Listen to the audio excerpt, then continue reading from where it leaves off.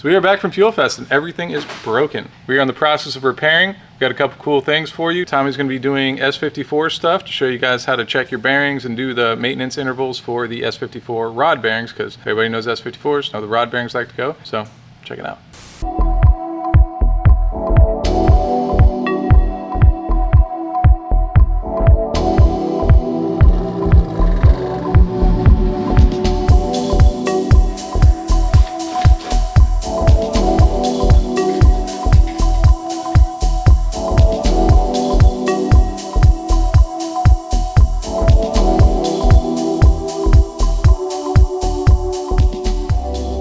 Yeah, so Fuel Fest was a good time. We managed to break our cars pretty well. So things been a trooper, but we finally lost second gear in the F80, unfortunately. Luckily, our boy Tom happened to have a transmission in his trunk already. So now we're just gonna pop this new trans in there, make sure everything is good.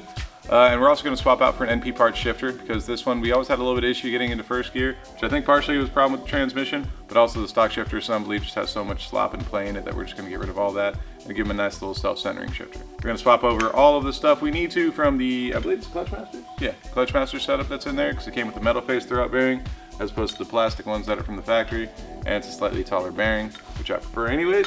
So that snaps back in, and then we can just pop the old, the new trans in there. But while we got the transmission out, it's gonna make installing our shifter that much easier. So the one we did on the white F80 was not fun with the trans in the car. Lessons were learned.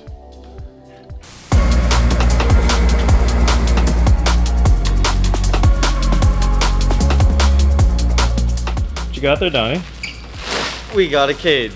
It showed up, but Cricket's on vacation, so Cricket will be back in, what, a week and a half? We're just gonna unpack it. There's actually 2 cages here, so we need to separate it, because Joel also got a cage for his car. So we'll just get it separated, lay it out, make sure everything's here from the car, see where the base plates go, probably get the chassis cleaned up for all of that, and then go from there. We're done. See what we got here.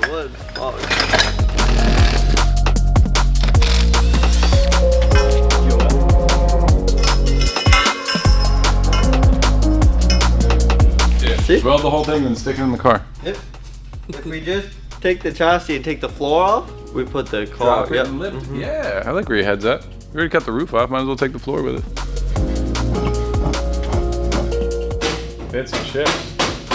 I just gotta mark it out and trim the sides off. Stadium? Put it on. I want to put E85 in there. How long before it leaks? Yes.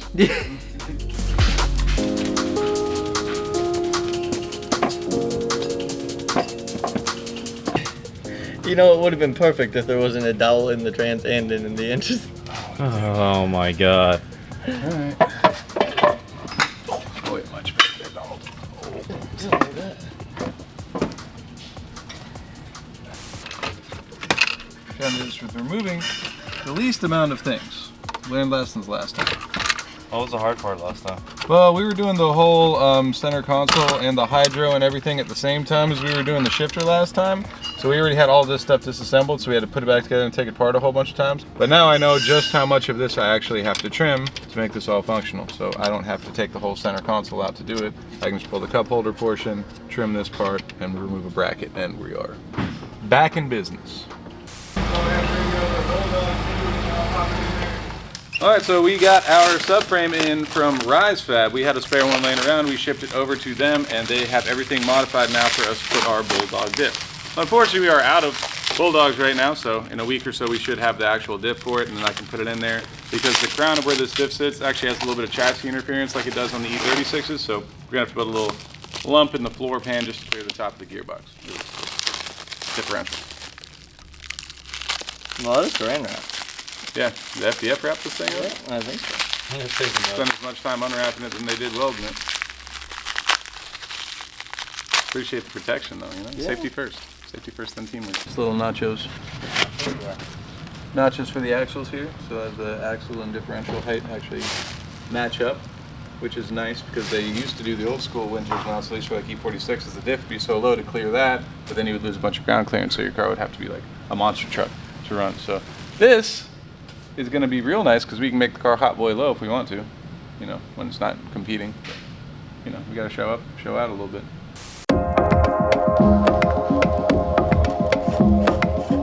So we got our coilovers in from BC. We are going to be changing out our top hats. These top hats have a bunch of different bolt patterns for different years and models of the F chassis, but we're not using these because we already installed our WiseFab top hats. Thankfully, these coilovers from the factory don't have a whole lot of preload, so you don't have to worry about using a spring compressor or anything. You can just kind of take them off. You don't have to worry about them, you know, shooting into the ceiling. So that's cool. So we're going to keep these same insulators. These kind of keep everything centered in the spherical bearing that comes in the top hat for the BCs. And we just take this bad boy right over here.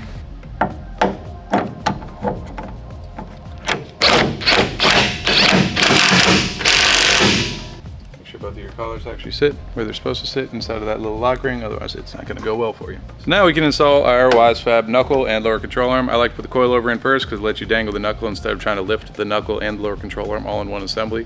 So we can put that in place and then we can kind of see where the ride height and everything's going to sit. Pretty. And they come with the adapter collars for depending on what style of coilover you're using. I believe these ones we don't need to use the collar, but we're gonna find out. And those are wheel bearing bolts. There she goes. There's a little pin over here that lines up in the center. And there she is. Beautiful. I'm gonna reuse your OEM bolt for right here, which I have to go get from our front suspension.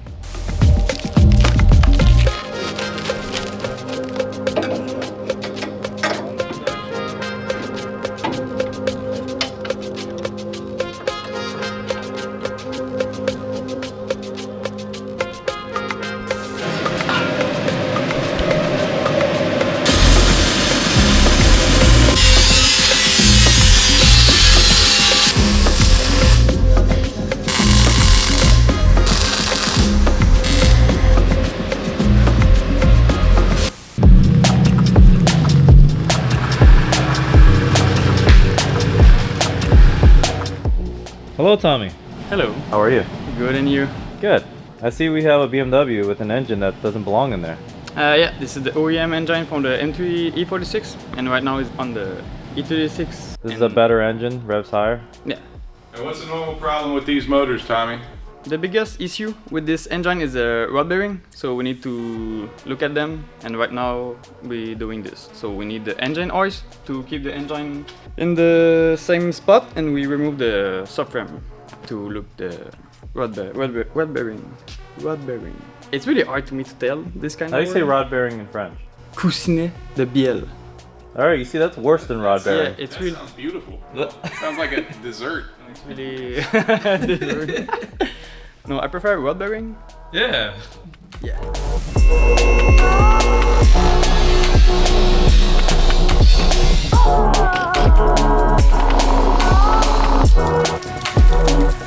Alright, Mr. Tommy, we have the whole underside of the car disassembled, steering rack out of the way, Yeah. and all that's left is the cross member. Yeah.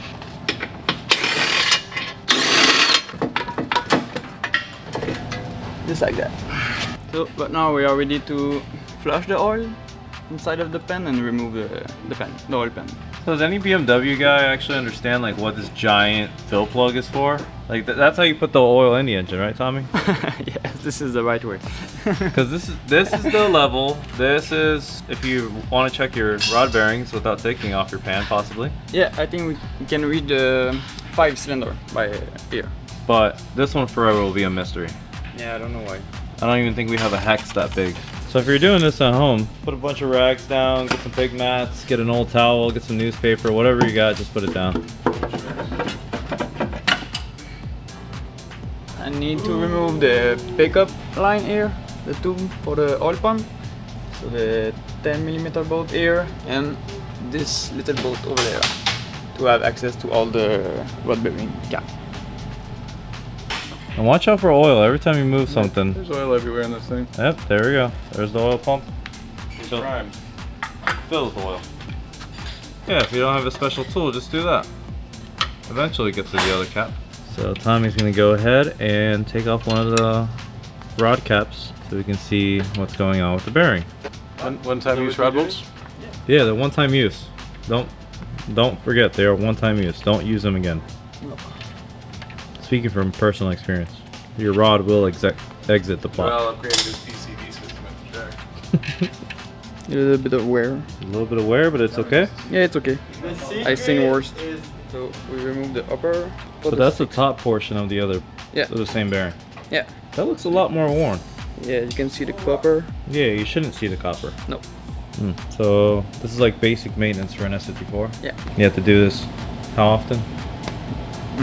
I'm pretty sure it's like 100,000. 100,000? Yeah. Yeah. I think it's the average mileage to check or look the clearance. Yeah, we're waiting for the rod bearing. So for this type of application, you don't need to plastic gauge it unless if there's a lot of wear, and then you would have to do oversized, or you just put normal OEM bearings, you just shove them in there. We need to put the plastic gauge just to Confirm the clearance? Okay. confirm the clearance. But usually it's just slapping a new OEM size bearing. Yeah. Okay, cool. So we'll resume on this guy. Oh, well, that's not reassuring. Hello. Howdy. We got the parts for the axle. Yeah, axle rebuild kit. Changed our length a little bit. Because we don't run a rear sway bar in the car, the suspension, when he transitions, has a tendency to have one compress and one pretty much unload almost completely. So our axle length was lengthening and shortening. So now we're trying to adjust axle length to compensate for that until we find a way to put a rear sway bar in that car. So at the track, amongst our DCT engagement getting a little aggressive in fourth gear, he grenaded the inner of the axle on the Y-swap axle. So they were quick to send us some replacement parts, the modified center shaft length, which is nice because these are serviceable. They have snap rings on the outside and you can take them apart and put them back together. Not as easy as you'd like, right, Donnie?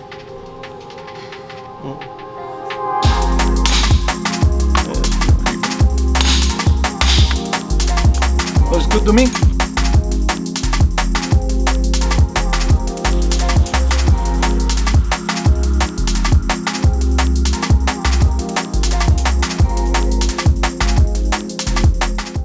You can smell the thread locker, but still this bolt, that bolt, and this bolt all came loose. Thankfully that guy was still tight. So, we had that going. You know who we're dealing with, right? Yep. The king of driveline snapping. They haven't made a car strong enough for him yet. There's not a Maybe like a Eurofighter? Thing's tight. Apply it like toothpaste. Never coming out. You remember the commercial? The orange stuff. This is the motorsports Loctite. You remember that stuff? The orange stuff? I don't find it anywhere anymore. Adam just He used them. Does he? Yeah, Donnie. Picking up the car. The car's off the lift, Donnie. Tommy and Donnie, the Canadian powerhouse. Yeah.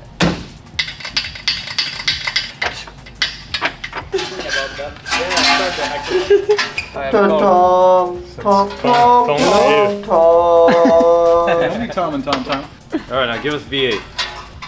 V8. Chop. So you don't know shit about chop.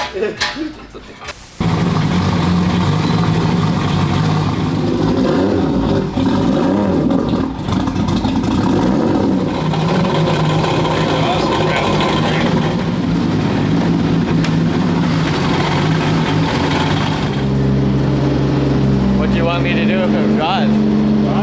Drive it?